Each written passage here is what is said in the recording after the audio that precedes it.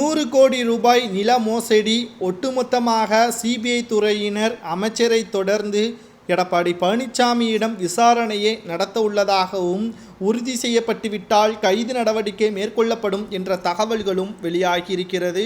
முதலில் என்ன வழக்கு? முன்னாள் அமைச்சர் விஜயபாஸ்கர் அவர்கள் இந்த வழக்கில் தேடப்படும் குற்றவாளியாக அறிவித்திருக்கிறது. அதாவது 22 ஏக்கர் நிலத்தை போலி ஆவணங்கள் மூலமாக பத்திரப்பதிவு செய்ததாக யுவராஜ் செல்வராஜ் ரகு மீது வழக்கு பதிவு செய்யப்பட்டுள்ளது. நில மோசடி வழக்கில் எம்ஆர் விஜயபாஸ்கர், அவரது தம்பி சேகர் உள்பட 13 பேர் மீதும் தீவிரமாக தேடப்படும் நிலையில் இப்படிப்பட்ட ரைடு தமிழகத்தில் இன்று காலையிலேயே மிக அதிகளவில் உறவினர்கள் மட்டுமல்ல, அதிமுகவை சார்ந்த மிக முக்கியமான புள்ளிகளின் வீட்டிலும் சோதனைகள் நடத்தப்பட்டு வருகிறது. எடப்பாடி பழனிசாமியின் பண்ணை வீட்டிலும் சோதனைகள் நடத்தப்பட்டதாக தகவல்களும் வெளியாகியிருக்கிறது.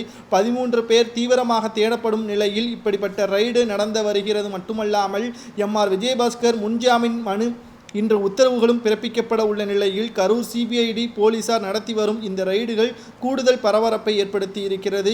எடப்பாடி பழனிசாமி அவர்களுக்கு சொந்தமான இடங்களிலும் சோதனைகள் நடத்தப்பட்டு வருவதால் நில மோசடி வழக்கில் எடப்பாடி பழனிசாமியின் பெயர் சேர்க்கப்படுமா அல்லது விசாரணைக்காக மட்டும்தான் அவரை விசாரணைக்காக சிபிஐ துறை அலுவலகத்தில் கொண்டு செல்லப்படுமா என்ற பல்வேறு விமர்சனங்களும் கேள்விகளாக எழுப்பப்பட்டு வருகிறது.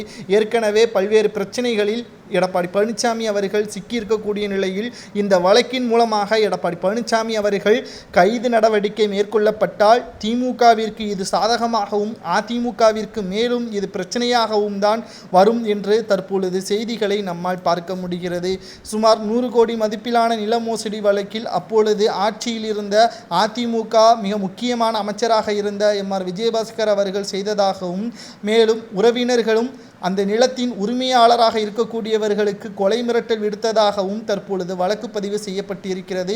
இந்த வழக்கில் இருந்து முன்ஜாமீன் பெறுவதற்காகத்தான் தற்பொழுது வழக்கு ஒன்றை தொடர்ந்தார். ஆனால் அந்த வழக்கு தள்ளுபடி செய்யப்பட்டிருக்கிறது. மேலும் தேடப்படும் குற்றவாளியாகவும் அறிவிக்கப்பட்டிருக்கிறது.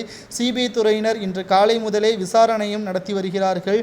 கிட்டத்தட்ட 42 இடங்களில் சோதனைகள் நடத்தப்பட்டு வரக்கூடிய நிலையில் பல்வேறு ஆவணங்களையும் தற்பொழுது சேகரித்திருப்பதாக செய்திகளும் வெளியாகி கொண்டிருக்கிறது.